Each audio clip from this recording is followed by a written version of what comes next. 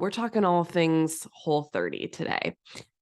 Now, it's funny because every single week we do a new diet. I think I can't possibly hate this diet more than the previous diet from like the previous weeks, but I, in fact, it never fails. And I think what's hard is a lot of the diets that we're chatting about have been around the block. They've been around for a long time, and I know what they are. I don't frequent their website because obviously I'm not trying to diet. And so then it never ceases to amaze me that every time I go in and I do a little digging, that it's like these diets are all trying to co-opt the intuitive eating language. And it's a compliment because it's like, oh, they're probably feeling threatened that consumers and humans are looking to get away from dieting and want more out of life. But it's very frustrating because it's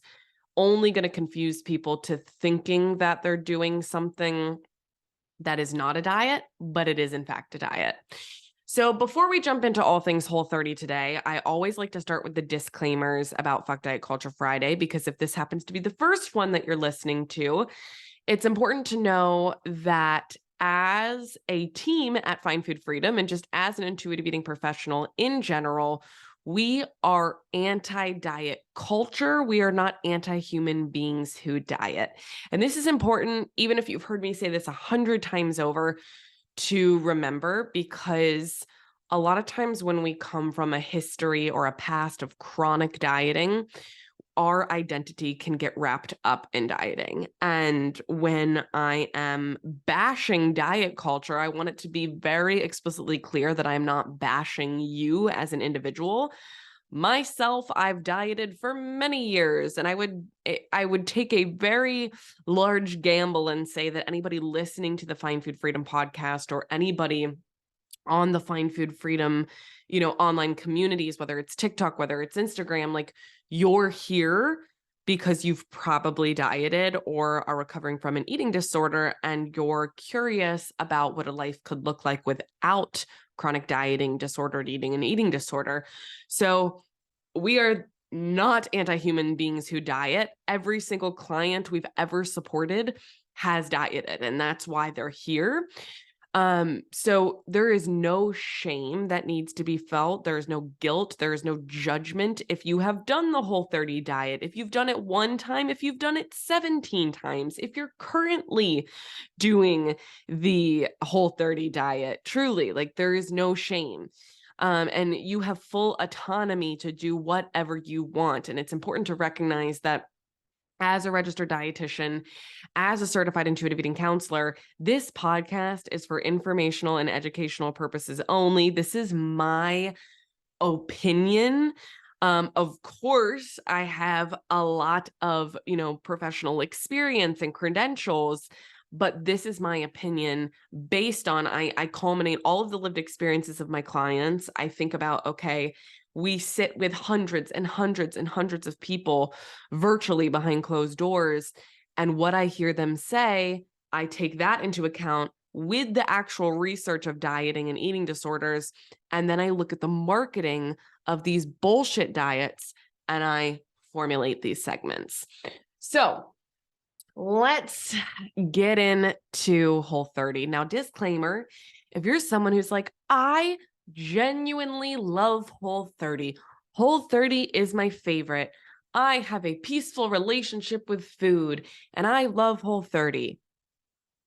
To each their own, right? Like, then you probably don't want to listen to this. But I will say, I as much as I talk about Whole30 on our social media platforms, I think I have yet to run into somebody that truly, genuinely feels that way. A lot of times people are praising Whole30 for different reasons, which I'm actually going to, near the end of this episode, get into that. I want to create curiosity around the praise that I hear with intuitive eating, or excuse me, with Whole30. One of the things being, I hear people all the time say, but I feel so much better with Whole30. And so don't worry, I'm going to get to that. But I first want to start with, okay, what is the marketing of Whole30 right now? And woof, like major woof. I just spent a good 30 minutes deep into Whole30 research before I clicked record, and it just makes me so angry. So I have the Whole30 site pulled up in front of me, and the biggest, most bold first thing you're going to see when you land on their website is food freedom is 30 days away. Dear Lord, you've got to be fucking shitting me. Like, I see that and I cringe. If you could see me right now, I'm like white knuckling my hoodie collar, like trying to take out my anger. Join the millions of people just like you who have experienced life-changing results with Whole30. Now, one thing it just grinds my gears with Whole30 is they really, really push food freedom. Now, as somebody whose entire organization, literally our organization, our copyright is find food freedom, right? I am a registered dietitian and a certified intuitive eating counselor that helps people heal from chronic dieting, years of disordered eating and eating disorder. I can promise you that every single client that I've ever worked with who has spoke the words Whole30 to me has never said that Whole30 helped them find food freedom. If anything, it has exacerbated their disordered eating and chronic dieting. And so when I see that the first thing on the website is food freedom is 30 days away, no, absolutely. That's an absolutely not for me. Quoting Heather McMahon there. So let's talk about this, because they at Whole30, they try to push this whole food freedom thing, right? Okay. Now, food freedom is very closely related to intuitive eating and anti-diet work. And when we look at intuitive eating, and when we look at the purpose of intuitive eating, although Whole30 does not claim to be intuitive eating, right? They claim to be food freedom. This gets really confusing, because when we look at intuitive eating, which I think food freedom, the term food freedom is so closely related to intuitive eating. The purpose of finding food freedom, the purpose of intuitive eating is never intentional weight loss, right? And so when I see, and I can't tell you how many times I've posted shit on Whole30 and people get all up in my comment section and say like, but Whole30 is not a diet. Whole30 is not about weight loss. Well, right on their website, literally word for word, I'm going to read: eliminate cravings, improve energy and sleep, report an improvement in allergies, anxiety, chronic pain, digestive issues, skin conditions, and lose weight. Let me say that again: lose weight healthfully and sustainably. I'm calling bullshit, because when we talk about dieting, fad dieting at its core, the purpose is to intentionally shrink the body, right? And so, yes, Whole30 is a diet. And that's what, again, there's no hate or shade if people want to do Whole30, but I can't tell you how many times that's what people are commenting in my comment section when I post about Whole30, how it's not a diet. Yes, it is. It very much so is. But I don't blame people for being confused, because the way that their marketing and copy is written out on their website is so confusing. If I'm someone who doesn't want to diet anymore and I genuinely want to make peace with food, Whole30 would totally trick me if I wasn't a more informed consumer. So that just really angers me. I also highlighted like huge red flags. So of course, like anyone who talks about intentional weight loss, like that's a diet. Let's call a spade a spade. Whole30 is a diet. But then also I flagged on their marketing here. It says eliminate cravings. No, absolutely not. So as a registered dietitian, as an intuitive eating counselor, cravings, there's nothing wrong with cravings. Like that to me feels like, ooh, cravings are bad and we need to get rid of them. No, cravings are our body's way of telling us we need something. The entire mission behind food freedom and intuitive eating is learning how to trust our body again. So if you're telling me I'm going to get food freedom in 30 days by eliminating cravings, absolutely not. Like, I didn't know how mad this one was going to make me. So no. No. I can't with this marketing. It really angers me. So another piece of their marketing, well, the entire site, but specifically another line on the homepage, 30 days of self-care. No. As someone who services and has an online community of over 750,000 people who are healing from disordered eating and chronic dieting and eating disorder, I can promise you that eliminating specific foods and placing restrictions is not a form of self-care. Now, I want to add a lot of nuance to this conversation because, like, no shit, I'm not a fan of Whole30. But I want to talk about, I've done a series on social media called Disordered or Healthy, where I've talked about like how certain things can be very disordered for some people and very health promoting for others. And although I would never, ever call Whole30 health promoting, especially because they're completely co-opting intuitive eating language and it's just absolute bullshit what they're doing, there is a very small percentage of people that if you have full food freedom, like you have no guilt and shame with food, you have no morality with food, you have peace with food, you're at a neutral and accepting place with your body, you may be at a place where you're like, certain foods don't make me feel physically pleasant. They cause some type of GI upset or heartburn or indigestion or diarrhea or constipation or bloating. And you know this because you're very in tune with your body.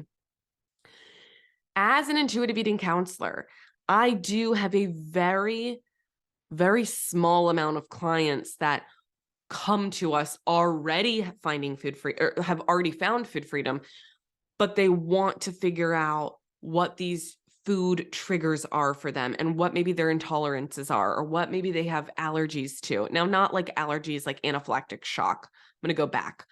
Specifically like intolerances and things that don't sit well with them. Now, let me be explicitly clear that you don't need to do Whole30 to eliminate certain foods with the intention of figuring out what foods do not feel physically pleasant in your body.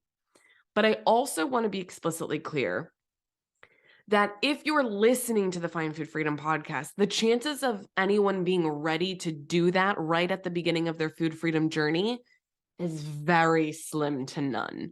Because if you have guilt and shame with food, if you find yourself in the restriction and binging category, if you feel out of control around food, if you eat food sometimes to the place of physical unpleasantness, like we urgently eat a lot of it, and then we feel physically unpleasant, eliminating food groups, eliminating certain types of food, none of that is going to be beneficial, because you still have guilt and shame with food. So it doesn't matter what foods you're eating. If you're eating foods in very large quantities that make you feel physically unpleasant, it's not a matter of what food, it's a matter of your relationship with food and how you are consuming food. And I say this with no judgment, guilt, or shame if you are somebody who restricts and binges, because that is very common when someone has an unhealthy or unpleasant relationship with food. So that's where I think there's a lot of nuance to the Whole30 conversation. Is there are probably a very small percentage of people that exist in the world. And I'm just gonna let's use some stats about women, right? Because unfortunately, there's not a lot of research on other genders, but we do have a lot more research when it comes to eating disorder on women. When we look at ages 25 to 45 of women, 65% would they say like, okay, I identify with disordered eating behaviors. An additional 10% has clinically diagnosed eating disorder. So that's 75% of women walking around with a fucked up relationship with food. So that's the majority of women. So when I think of Whole30 and who they market to, 75% of women, absolute no, red flag to Whole30. If you're someone who identifies with having a peaceful, pleasant relationship with food and body, again, even if you're trying to figure out what foods don't feel physically pleasant, you don't need Whole30. Like, you don't need that. So I think that's where, when I see like Whole30 warriors in my comment section fighting and defending Whole30, I feel like they may be the very few people in this world that don't struggle with chronic dieting, disordered eating, or eating disorder. Whew, let's take a breath, right? Like, I need to take a drink of water. I'm getting heated over here. All right. One thing I wasn't sure if I was going to touch on, but I'm going to touch on it because mama ain't happy about it. I was poking around on their website under one of their tabs where it's like Whole30 for families, specifically postpartum. As a new mama who just happens to be 8 months postpartum, this is an absolutely not for me, where she's saying, here are 5 reasons why following the principles of Whole30 or doing Whole30 when it's a good time for you postpartum may be beneficial. Like, it's just a no. Absolutely not. There's even verbiage on this site saying, let's say it, where is it? Modeling healthy behaviors for your family. No, restricting foods and food groups is not modeling healthy behaviors for your family. There's also a line on here that says being the kind of parent you really want to be. What the fuck? Doing Whole30 is not going to make you a better parent. This is just like pulling in that disgusting wellness hierarchy, privileged bullshit that I can't stand. Like, you want to be a good parent, make sure your kid is safe, make sure your kid is loved, make sure your kid is validated and knows that you are their safe space. Restricting food groups in front of your kid does not make you a better parent. I'm just going to say that straight up and make that explicitly clear. So there's a lot more harmful stuff on the website under the postpartum tab, but I just want to like stop there because that could be a whole nother episode. So I want to get to what I said earlier when we started about creating curiosity around the praise that I hear with Whole30. There's 2 things. So, but I feel so much better. I hear that sometimes, but I feel so much better. There's a couple different reasons why this can be. First of all, I want you to know that your experience is valid. Whatever you say you feel physically, mentally, emotionally, I am not here to discredit that or say like, actually, no, you don't feel that way. All I'm here to do is create curiosity. So if you're somebody who does have an unpleasant relationship with food and you struggle with restricting and you struggle with binging, Whole30, if you're on Whole30 and you are following their rules of I can't eat XYZ foods, right? There is a chance that for a short time period, you will feel physically more pleasant or physically pleasant from this because you might be able to abstain from binging for a short period of time.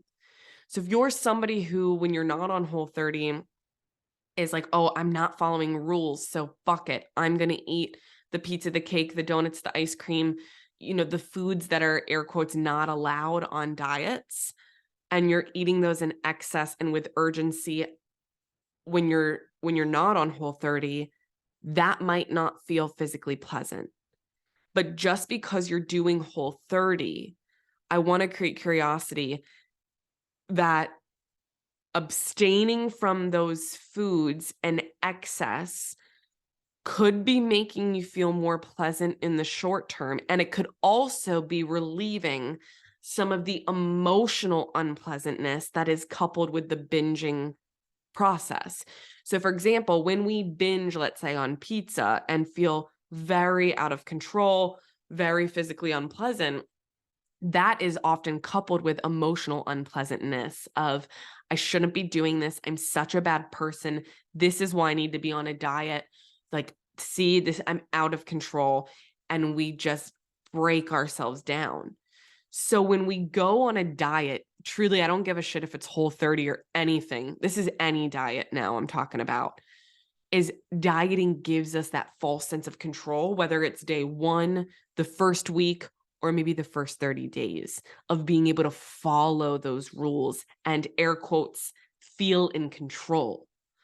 But this is where I want to create curiosity of what happens on day 31, right? If you're the kind of person that on day 31, it's like, I really hope that like I don't feel out of control around XYZ, or I'm just going to go out and I'm going to celebrate and I'm going to eat whatever. And then we feel out of control around food. I want to make this explicitly clear. You are not a bad person. There is nothing wrong with you. We know through research that restriction is the number one indicator of binging. So if you do Whole30 and on day 31, you feel out of control, you feel like you're binging on everything, and you feel physically and mentally and emotionally unpleasant, there is nothing wrong with you. But I want to be also very clear that that binge that's occurring on day 31, 32, 33, whatever it is, that is a part of Whole30. And this is where like the psyche of dieting is so fucked up, because there's this part of you that's like, see, this is why I need to do Whole30, because on day 31 or on day 32 or 35 or 40 or whatever the fuck it is, we convince ourselves that Whole30 kept us in check. It kept us in control. And I can't tell you how many people that I've worked with that have done Whole30 5, 6, 7, fucking 12 times, because they felt, and this is kind of like that Weight Watchers mentality, feeling like you have to be doing it. You have to be in the program to air quotes, be good, to be in control. And so I really, really, really want to create curiosity for you that if you're someone who says, but I feel so much better, what if we weren't doing Whole30 and we could get to a place where we don't have frequency of binging, right? And we don't feel out of control around food. And we don't beat ourselves up for eating a slice of pizza or 5 slices of pizza. And we know how to create compassion for ourselves and respect ourselves and make choices that feel physically, mentally, and emotionally pleasant. You don't need Whole30 to feel better. I believe that deeply in my soul. And so I just want to create curiosity. If you're someone who says that, pull out a journal, pull out your phone, pull out anything and think about, when I did Whole30, what happened on day 31? What were my behaviors? What was my self-talk? And whatever that was, like not even just day 31, let's say days 31 through 40, like that week after Whole30, air quotes, ended, that wasn't the end. That pendulum swing from the restriction to the binging, that binging was a result of Whole30. That is attached to Whole30. So I really want you to get curious about, what were my behaviors? What were my thought processes? What was my self-talk? And that gives you all of the insight that you need. Ooh, okay. I feel like that's a really good place to kind of wrap today's episode. all I want to make it clear too that as a dietitian, as an intuitive eating counselor, it is not my job to convince people not to diet. So my job is to just share lived experiences, share research, share, stats, share stories from clients, personal experience, and then of course counseling mechanisms and evidence-based assessments through intuitive eating, and you get to make an informed decision of where you go from here. Um, we do not, like, when I meet someone in public, if they're like, "Oh, I'm doing the Whole30 diet. What do you think about that?" I don't stand there and shame them. I don't stand there and say, "You shouldn't do this and this is why." Usually I don't even tell people what I do for a living. I try to slide under the radar, and make things up because I don't want people asking me what they should do. That's a whole nother episode in and of itself. So please know, like, this is not us trying to convince you. Like, Find Food Freedom is not saying like you shouldn't diet anymore, but I want you to know that this is how we feel about dieting. And I want to plant seeds. I want to create curiosity. And if you're at a point where you're like, holy shit, this spoke to me, this spoke to my soul, I related to absolutely everything that you said, and you're curious about what a life could look like if you do ditch dieting and find food freedom, then I want to invite you to head over to findfoodfreedomresources.com. That's findfoodfreedomresources.com. And you will find all of the things related to Find Food Freedom. So you'll find free resources, you'll find our membership, you'll find our coaching. We do one-on-one coaching, group coaching. We do so many different levels of support. So take what serves you and leave the rest behind. And just thank you so much for being here. And please, please, please do not forget, if you like today's episode, you have diets you want to see more of, subscribe, rate, review, let us know what you think. And we will see you next week for the Find Food Freedom podcast. Bye.